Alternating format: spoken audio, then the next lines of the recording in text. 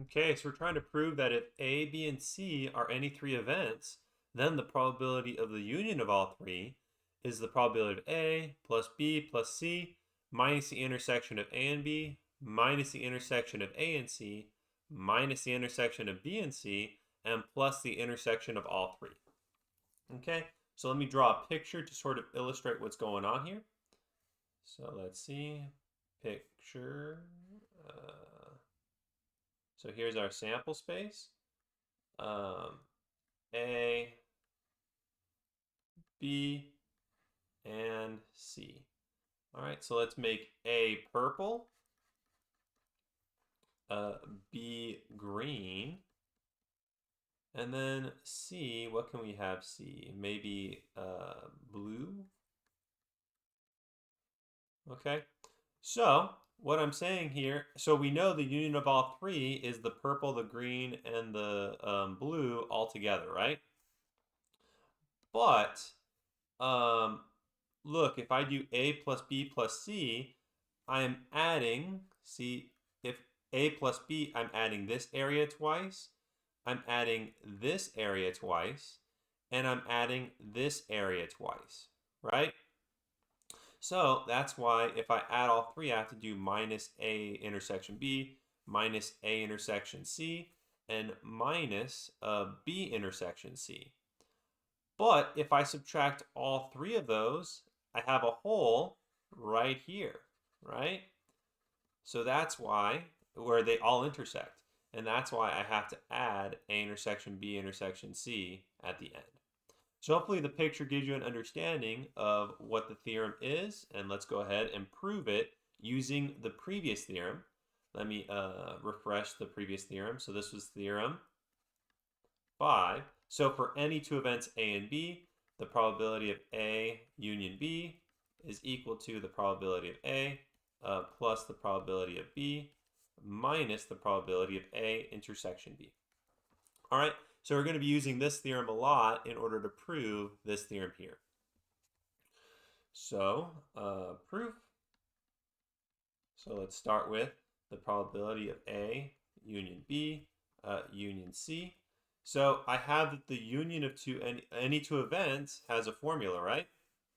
So I know the associative property works for the union of sets. So I can rewrite this as the probability of A union B union C, where A union B and A union B and C are the two events.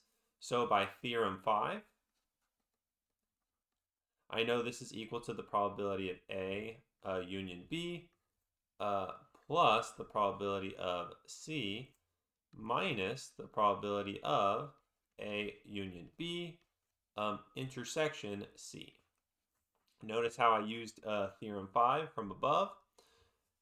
And look, notice how I used theorem 5 from above. So now look here. So let me scoot down a little bit.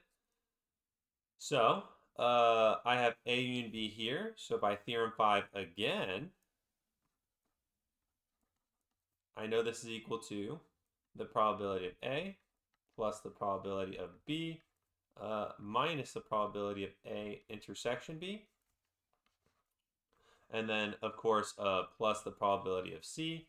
And using some set theory, I know this is equal to the probability of A intersection C union B intersection C. Okay, so now I'm going to rewrite this as, so of course you can see that this is the union of two sets again, right here, right? A intersection C is one set and B intersection C is the other. So this is equal to, by theorem 5, well, I'll just do this first. So probability of A plus probability of B, and then plus probability of C minus probability of A intersection B, and then minus, so all this stuff in here. This will be the probability of A intersection C plus the probability of B intersection C, and then minus the probability of A intersection C intersection B intersection C. Okay. So I know this is equal to, so just using basic math, probability of A plus probability of B plus probability of C minus the probability of A intersection B. And then I have to distribute this negative, right? So minus the probability of A intersection C minus the probability of B intersection C, and then minus minus plus, so plus probability of, and A intersection C intersection B intersection C is just A intersection of B intersection C. So, thus, I have shown that the probability of A union B union C, right, all the way up here, is equal to blah, blah, blah, blah, blah, equal to this here, right?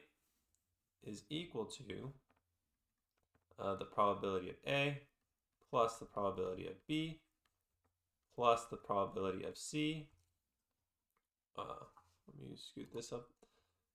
Minus the probability of A intersection B minus the probability of A intersection C minus the probability of B intersection C, and then plus the probability of A intersection B intersection C, which is exactly what I wanted to prove.